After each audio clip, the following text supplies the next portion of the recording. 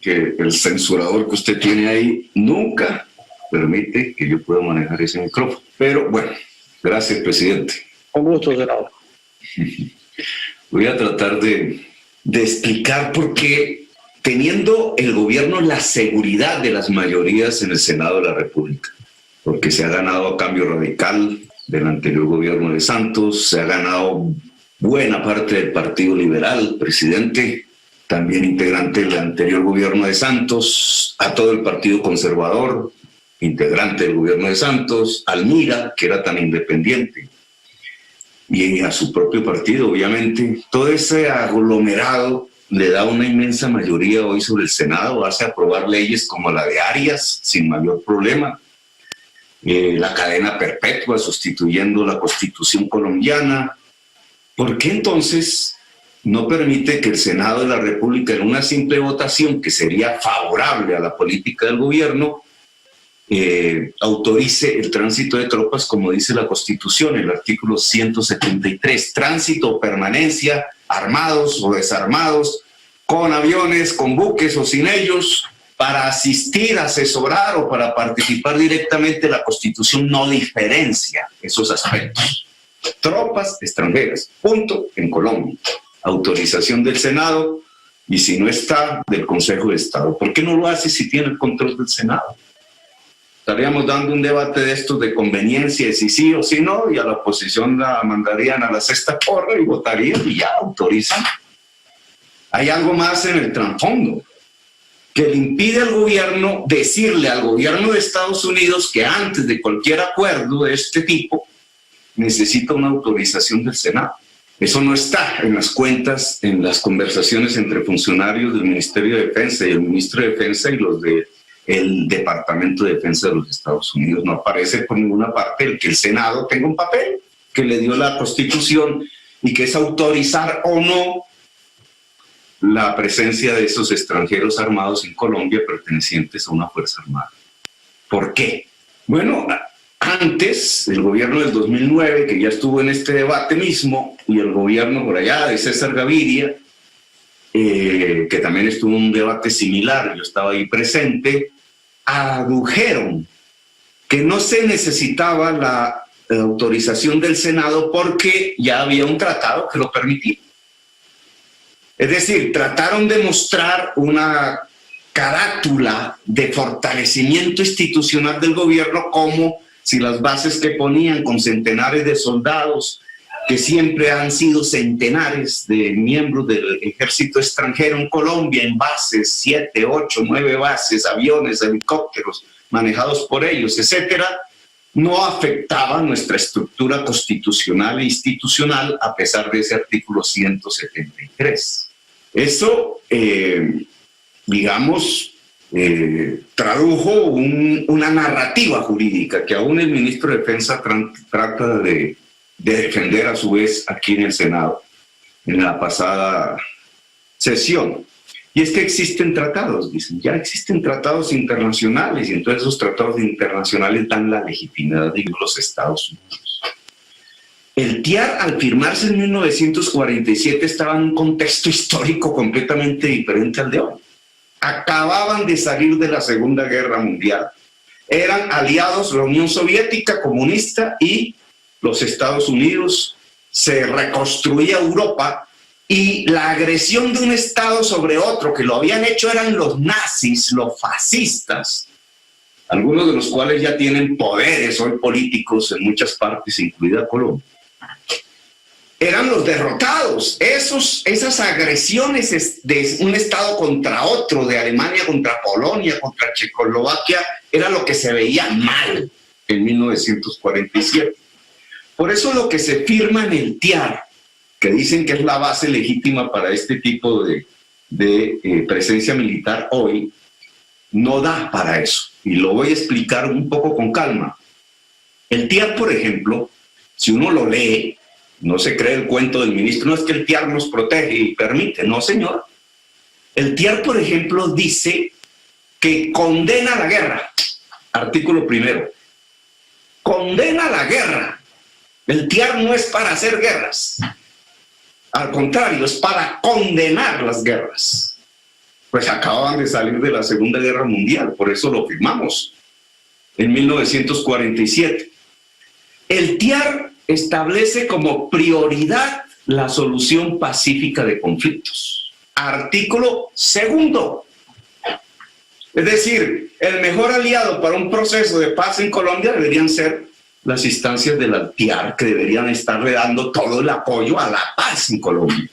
La paz, el TIAR prioriza el que si estalla un conflicto entre dos estados americanos, la solución sea pacífica, no militar. En su artículo 3, por ejemplo, y es lo que tiene más dientes, es que si un estado americano es agredido, entonces ahí sí los demás estados americanos van en su ayuda. Nosotros no somos un estado agredido, ni los Estados Unidos, bueno, en sus guerras por fuera de América. El artículo 7 del TIAR dice que si estalla un conflicto entre estados americanos, supongamos Colombia y Venezuela, supongamos que estallara un conflicto armado, ¿sabe qué debería hacer el TIAR de acuerdo al artículo 7? Buscar la solución pacífica del conflicto. Reconciliar los dos estados y volver al estado anterior en que se inició el conflicto. El TIAR no sería para ahondar el conflicto militar entre Colombia y Venezuela si eso sucediese. Al contrario, el TIAR serviría para desactivarlo. Artículo 7 del Tratado Internacional, que es ley de Colombia. En el artículo 9 de ese TIAR se prohíbe la agresión a otro estado. Y se superprohíbe la invasión de un estado americano sobre otro estado americano. No se puede invocar el TIAR para invadir Venezuela. Y el TIAR es ley de Colombia, ley de la República. Como el TIAR es así, hecho dentro de un contexto diferente, en donde se privilegiaba la solución pacífica y se condenaba la guerra, año 1947, el gobierno del 2009 se creó otro tratado, le llamó acuerdo complementario, dijo que era complementario del TIAR y quiso darle la misma fuerza de ley que tiene el TIAR en este momento. Y la Corte Constitucional les dijo, no señores, si quieren cambiar los principios del TIAR de no agresión, no invasión, no conflictividad armada interna, entonces tienen que hacer un nuevo tratado, pero un nuevo tratado solo tiene vigencia si es ley de Colombia. Tienen que presentarla al Senado y al Congreso, y no lo hicieron. Luego, el acuerdo complementario solo es vigente mientras no contradiga los principios del TIAR. Es decir, los tratados internacionales que ha firmado Colombia con Estados Unidos de tipo militar no permiten ahondar conflictos armados, ni participar en invasiones, ni participar en guerras, ni externas ni internas. Y es por esta razón que no hay una base legal, constitucional, jurídica para explicar por qué esas tropas extranjeras están en Colombia. Ahora, vayamos hacia entonces, ¿qué le pasa al Senado de Colombia? Que no asume su papel constitucional de autorizarla, si es que quieren. Nosotros seríamos 20, 30 senadores en contra, los 70 votarían seguramente en esto que se ha vuelto el llamado la sapería parlamentaria, y que tiene que una base de transacción detrás de ella, pues votarían a favor del gobierno. ¿Por qué entonces no lo hacen? Y nos vamos a la Constitución y no a la excusa de que existe un tratado internacional que permite esto, que no lo permite. Pues veamos la primera hipótesis. Es que realmente estamos, como dice Cepeda, en medio de una estrategia de agresión hacia otro estado, Venezuela. Desde el punto de vista de la lógica de Estados Unidos, y en esto, discúlpenme, pero los políticos, los dirigentes de Colombia, las dirigentes, pues tienen que tener una visión del mundo. Ya no del mundo de 1947 del TIAR, que no es el de hoy, sino del mundo del siglo XXI, de 2020. ¿Cómo se mueve el mundo hoy? Se mueve entre un bloque soviético comunista y un bloque capitalista, como dijo alguna senadora. No, eso no existe. Hoy los conflictos humanos no están atravesados, como sí estaban en el siglo XX, por la disputa entre el socialismo y el capitalismo, o la lucha de clases, si quieren llamarlo así, entre obreros y empresarios. No. Ese no es un análisis correcto para el mundo contemporáneo. Y tenemos que hacerlo si queremos beneficiar a Colombia y si queremos que Colombia no se vaya a un abismo. Tenemos que entender el mundo, tratar de comprenderlo. Hoy el mundo no está girando en esa órbita. El mundo está girando en una órbita del cual depende la existencia humana, toda. Es peor que 1947. Ya no es el problema de la bomba atómica y de una guerra nuclear entre el bloque rojo y el bloque negro. No, lo que hoy vivimos es el cuestionamiento de la existencia humana por nuestra propia economía, nuestro consumo y nuestra producción, el cambio climático. El cambio climático es la modificación química de la atmósfera y por tanto del clima en una potencialidad que puede extinguir toda la vida en décadas por el uso intensivo de los combustibles fósiles, petróleo, carbón y gas fundamentalmente, algo del metal. Y entonces tenemos una geopolítica que empieza a moverse alrededor de eso, de una economía vieja, hoy en crisis, con unos poderíos viejos, también en crisis, que tratan de mantener el status quo a través del control de la reserva petrolera, carbonera. Yo lo decía antes, Estados Unidos, que es una de estas sociedades, es más adicta que a la cocaína, a la gasolina. No pueden mantener una forma de vivir que no sea a partir del uso intensivo y por tanto del control de los combustibles fósiles. Así está China, así está Rusia, que es un gran productor de petróleo, y así está Estados Unidos. Por tanto, lo que ha estallado en el mundo es de esta manera vieja de entender lo que es la economía fósil y los poderes fósiles, es el control de las reservas petroleras. Hay otro mundo que resiste a eso, que quiere transitar hacia otro tipo de economía nueva, descarbonizada, sin el petróleo, sin el carbón, que implica el conocimiento, que implica el saber, que implica la energía limpia, los paneles solares, etc. Es el mundo de la resistencia. Pues en la lucha por las reservas petroleras han estallado las guerras todas del siglo XXI. Y Estados Unidos ha sido un protagonista de eso, pero siempre ha tenido como contraparte ya no la Unión Soviética comunista, sino la Rusia petrolera y la China demandante de carbón y de petróleo. Son guerras fósiles, poderosas, destructivas. En medio del camino se han destruido estados y sociedades que han terminado siendo desplazadas por millones y cuyos espacios territoriales hoy son controlados por ejércitos asesinos que bajo banderas religiosas lo que realmente están es usufructuando la riqueza y asesinando a sus poblaciones. Siria, Irak, Libia. Ese es el contexto de hoy. Por tanto, no es un chiste pensar que Estados Unidos quiere controlar las reservas de Venezuela y que por tanto Venezuela, como reacción bajo su régimen, el de Maduro, ha decidido una alianza estratégica con China y con Rusia para entregarle su petróleo.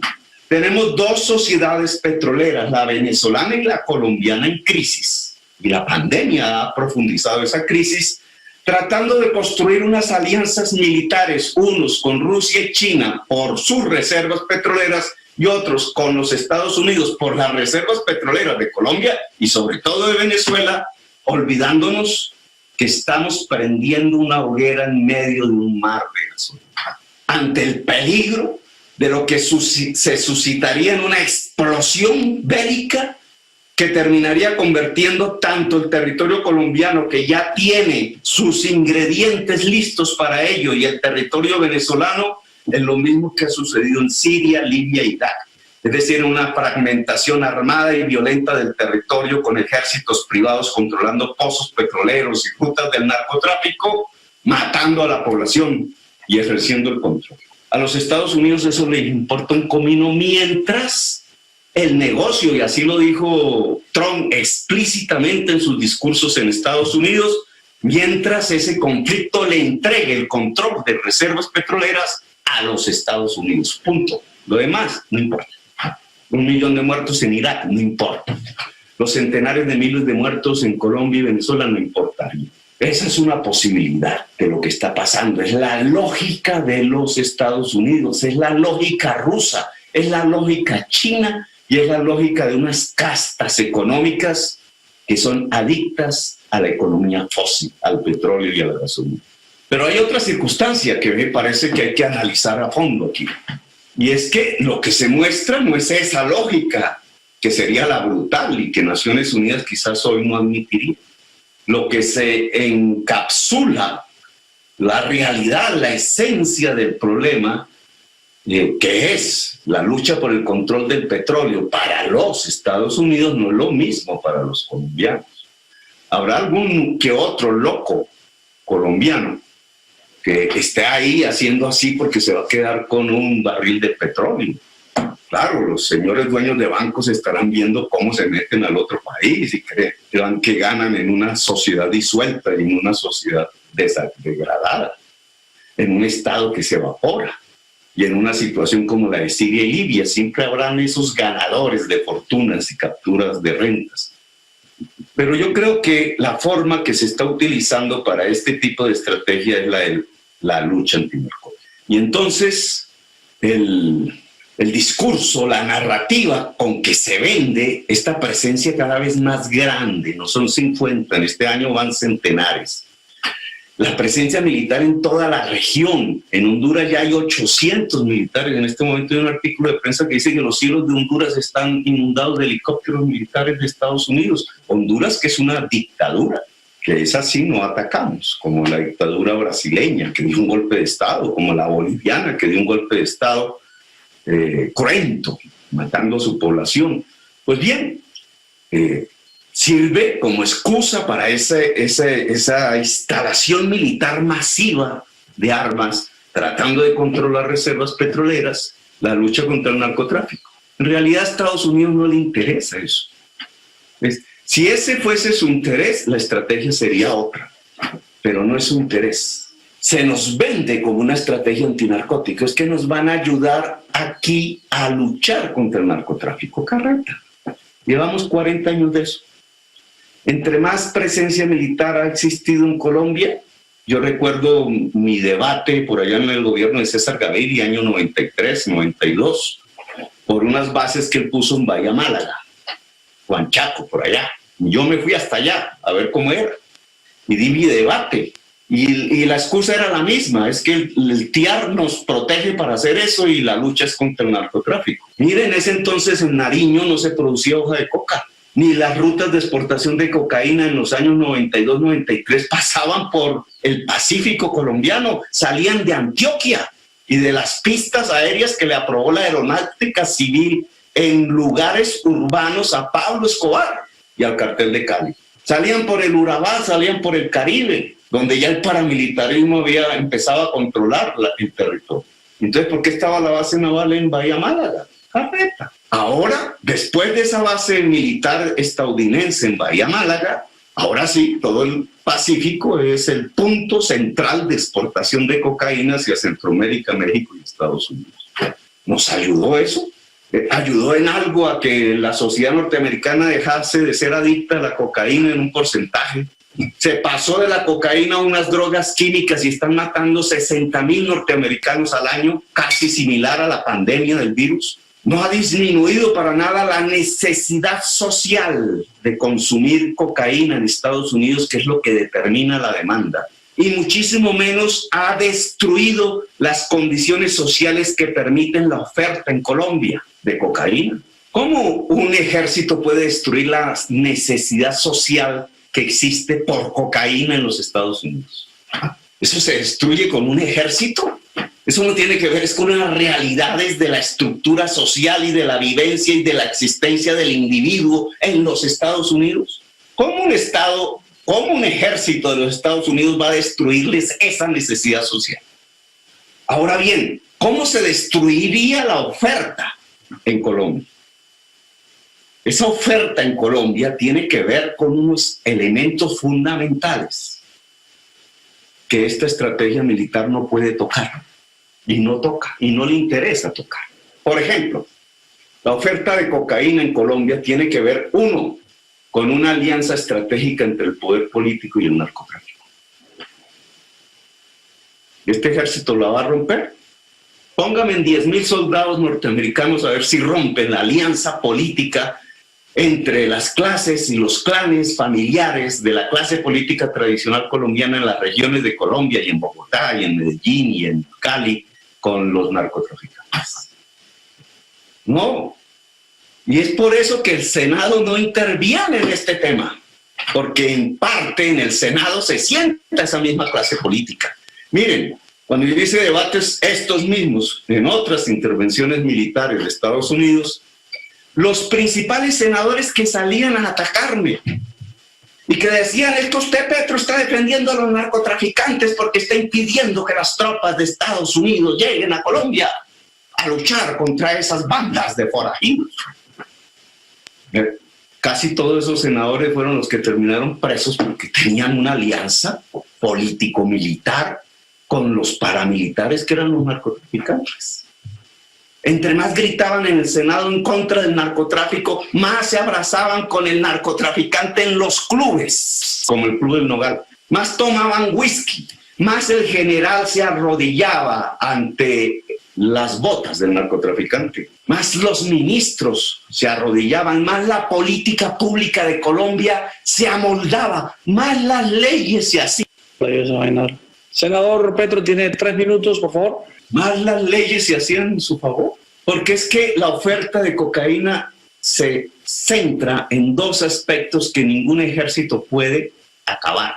La alianza política entre clase política tradicional colombiana, que gracias al poder narcotraficante puede controlar poblaciones y votos para poder perpetuarse, para perpetuar el poder y poder seguir concentrando sanguinariamente la riqueza.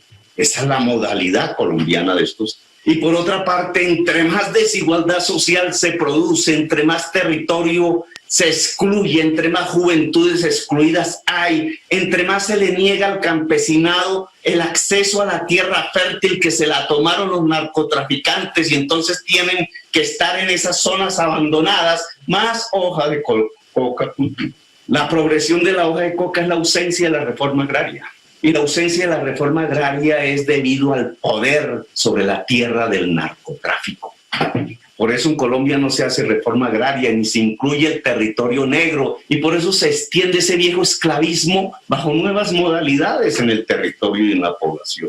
Esa desigualdad social es la que da la base de la oferta de coca. Claro, otra estrategia antinarcóticos haría lo contrario, haría la reforma agraria, rompería la alianza entre políticos y se los llevaría extraditados y entre generales y narcotraficantes. Pero para eso no se necesita un ejército de Estados Unidos. Y por eso la verdadera estrategia antinarcóticos no pasa por la mente del ejército de los Estados Unidos o el gobernante Trump. Ellos están pensando en el petróleo. Finalizo, presidente, y permítanme. Jugamos ese juego destructivo de llevar a la sociedad colombiana hacia la sociedad siria, libia y iraquí. O pensamos en un camino latinoamericano. Es que no necesitamos que Venezuela se alíe a China y a Rusia y nosotros nos metamos de sacamicas de los norteamericanos buscando su petróleo. Necesitamos un camino propio de Latinoamérica, una asistencia militar entre ejércitos latinoamericanos, una salida política pacífica y diferente al problema de las drogas y una salida pacífica al tránsito de las sociedades fósiles como la venezolana y la colombiana hacia economías productivas con energías limpias. Esa es otra estrategia, otro camino. No nos destruye la sociedad, no nos destruye América Latina, no nos destruye nuestros estados, no nos destruye nuestra constitución. ¿Por qué ir entonces por el camino de la degradación, de la evaporación institucional y de la destrucción de nuestra